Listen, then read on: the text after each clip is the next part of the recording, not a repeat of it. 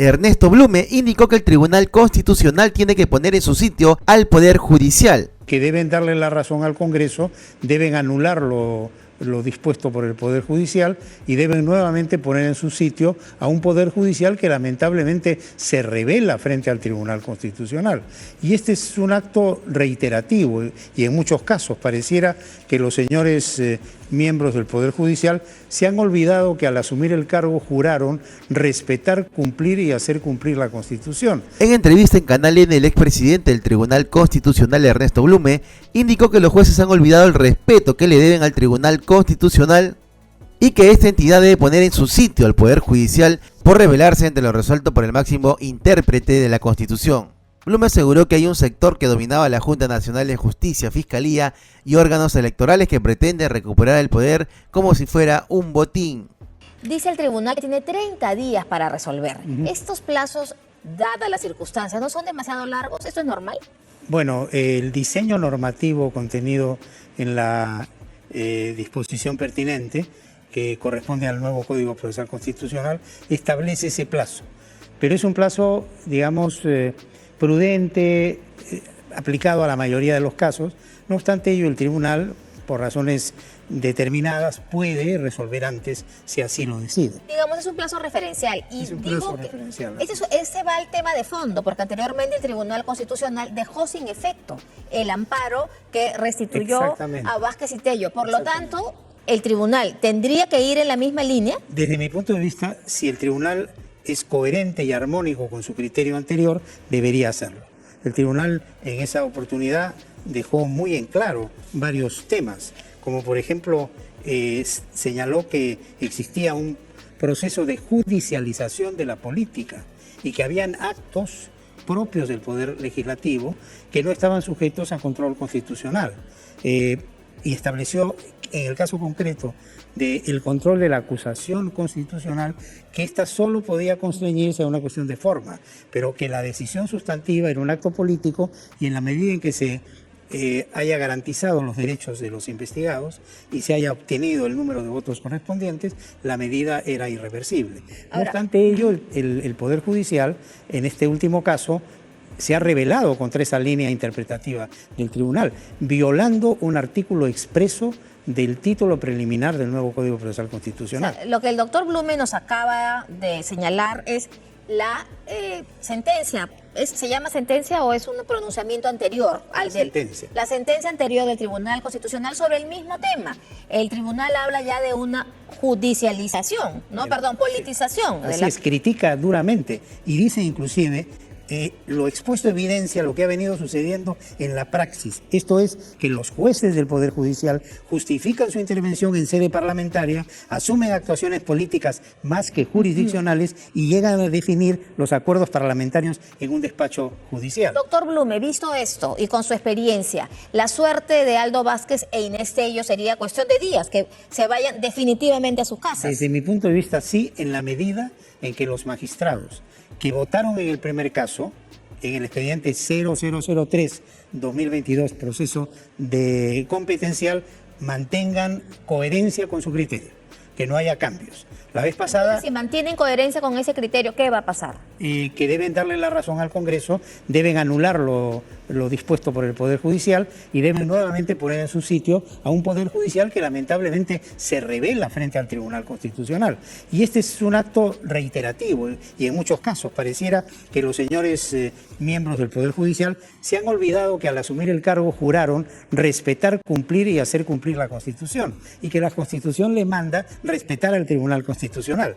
Y es más, mire usted, el artículo 7 en romanos del título preliminar del nuevo código dice: los jueces interpretan y aplican las leyes y toda norma con rango de ley y los reglamentos según los principios y preceptos constitucionales conforme a la interpretación que resulte de las resoluciones del Tribunal Constitucional. Es decir, los jueces no es que optan, no tienen la posibilidad de decir me parece o no me parece.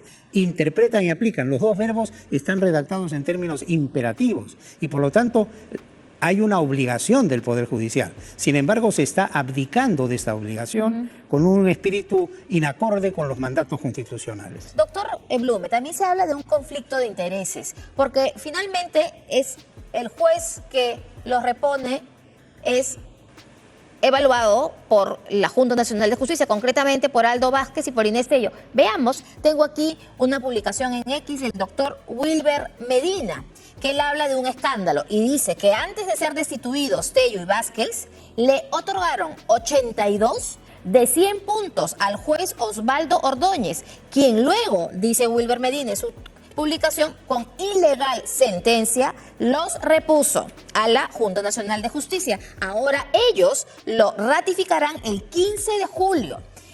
Concluye la publicación diciendo: grosero conflicto de intereses. Favor con favor se paga, dice la publicación del doctor Wilber Medina. Y hay más, hay un cuadro. Wilber Medina publica un cuadro con el puntaje, y ahí lo están viendo, con el puntaje máximo.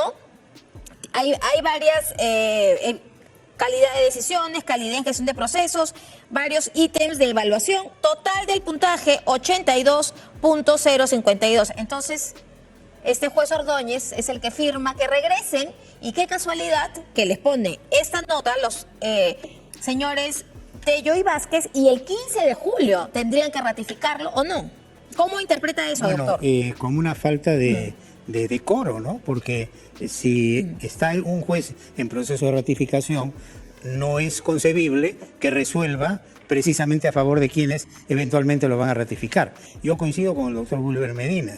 Este es un caso escandaloso realmente. Pero además hay que sumar otro argumento, que es el siguiente.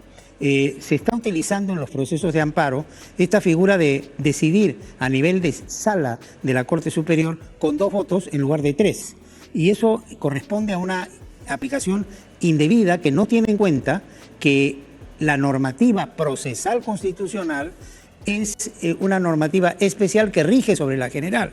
Y en esa normativa, si uno hace un análisis integral de la misma, el requisito es 3 votos para que haya resolución. Sin embargo, acá con 2 votos, y de los cuales un voto está comprometido porque va a ser sujeto a ratificación, pues estamos ante una situación bastante cuestionable, y yo creo que aquí corresponde hacer una denuncia inclusive ante el órgano de control. O sea, una denuncia ante el órgano de control interno al juez Ordóñez. Así es, por inconducta.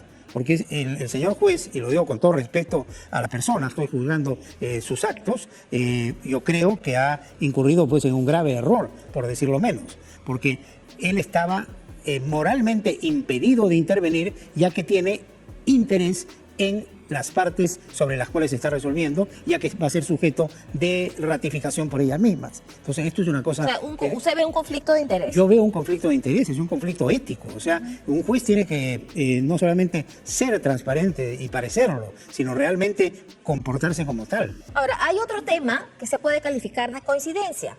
Y vamos a poner el contexto y las fechas y la línea de tiempo. El día 4 de julio, los doctores Vázquez y Tello regresan a la Junta Nacional de Justicia, regresan el día 4 de julio, luego de que el Poder Judicial o que estos jueces decidieran su reposición. Y hay una publicación y un cronograma de la Junta Nacional de Justicia. Ahí los tenemos, volviendo a los magistrados. Ahí está el doctor Vázquez. Eso pasa el 4 de julio. El 5 de julio hay una entonces para mañana hay una programación de vistas públicas en los procedimientos individuales. Mañana, 11 de julio, ahí tenemos el cuadro. Mañana, 11 de julio, ven un informe oral respecto de ¿qué? De la reconsideración presentada ¿por quién? Por Piero Corbeto, el jefe de la OMPE. Esa reconsideración se va a ver mañana, 11 de julio. Va a haber mañana 11 de julio, está Piero Alessandro Corbeto Salinas, jefe de la oficina, informe oral respecto del recurso de reconsideración presentado contra la resolución que, como se recordará, no lo ratificaron. La convocatoria es mañana a las 9:30 de la mañana. Pero ¿cuándo se hace esta convocatoria? El día 5 de julio, es decir, al día siguiente que retornan a sus cargos los doctores Aldo Vázquez e Inés Tello. ¿Esto es coincidencia? ¿Esto es, ya estamos todos completos? ¿Cómo lo interpreta, doctor Blume? Y yo, sin ánimo de entrar al terreno especulativo, creo que es un grotesco accionar que demuestra una intencionalidad.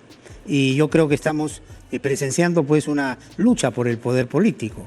y eso es evidente, entre un sector que dominaba la Junta y la Fiscalía y las instituciones electorales, que estaba perdiendo poder y que hoy pretende recuperar el poder, como si el poder fuera un botín y como si los cargos fueran eternos y propiedad de las personas. Porque yo pienso que un funcionario que no es ratificado pues debe conformarse con eso. Total, ya fue funcionario y cesó. Pero este ánimo de aferrarse al cargo público, de no querer aceptar una decisión, usted lo ve en el caso del doctor Aldo Vázquez y la doctora Inés Tello. Si el Congreso de la República los ha removido con la votación calificada correspondiente de 2/3 del número legal, ¿cómo es concebible que estas personas insistan en permanecer en un cargo cuando han sido removidos? Creo que es una falta de principios bien puestos, porque para mí, una persona que es objeto de esa decisión debe simplemente dar un paso al costado. Claro, debe renunciar, si ya está en entredicho ahora. Debe renunciar, pero no, insisten en permanecer,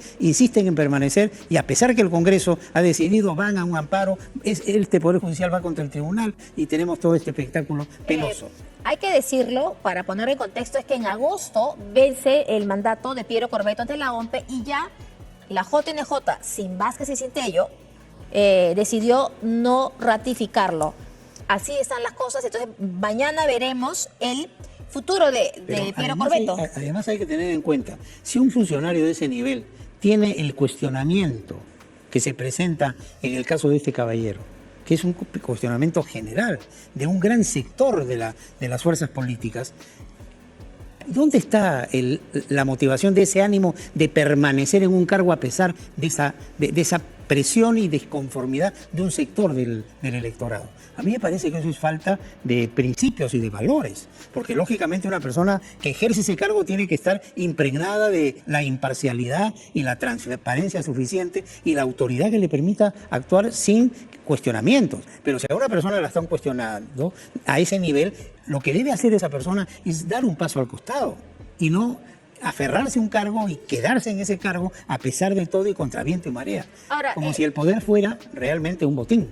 Ahora, la JNJ sigue tomando decisiones y la seguirá tomando hasta el último día, pero entre tanto, el 19 de julio se instala, ya se instaló el grupo que va a elegir a los nuevos miembros, pero el 19 de julio se inician las inscripciones para los nuevos magistrados. Es decir, quedan 6 meses para que la JNJ siga tomando decisiones. ¿Qué va a pasar en 6 meses? Mire, yo creo que en la medida que el tribunal mantenga su línea en este último caso y corrija estos desvaríos, va a venir una secuela de responsabilidades para quienes están actuando como lo han hecho. Porque desde el punto de vista, por ejemplo, de la intervención de la doctora Inés Tello, si no era constitucional ni era legal que ella integrara la Junta Nacional de Justicia y estuvo bien removida, hay una serie de actos, incluyendo este que se podría adoptar eventualmente mañana, en el caso del señor Corvetto, que van a ser anulados. O sea, los actos y se van a originar responsabilidades. Nulos. Porque los miembros de la Junta adoptaron en un acuerdo de Junta una interpretación contraria al mandato constitucional contenido en el artículo 163, inciso 3, y han mantenido en funciones a quien al cumplir 75 años ipso iure, o sea, por mandato de la propia Constitución, cesó. Entonces hay una secuela de actos posteriores que están impregnados de nulidad, y esa nulidad no solamente va a viciar esos actos, sino va a acarrear responsabilidad personal de los miembros de la Junta. La justicia tarda, pero llega.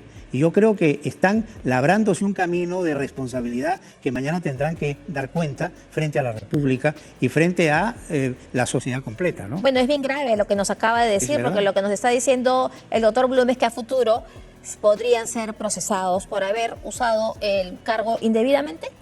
Así es, y por haber hecho uso excesivo y abusivo del poder.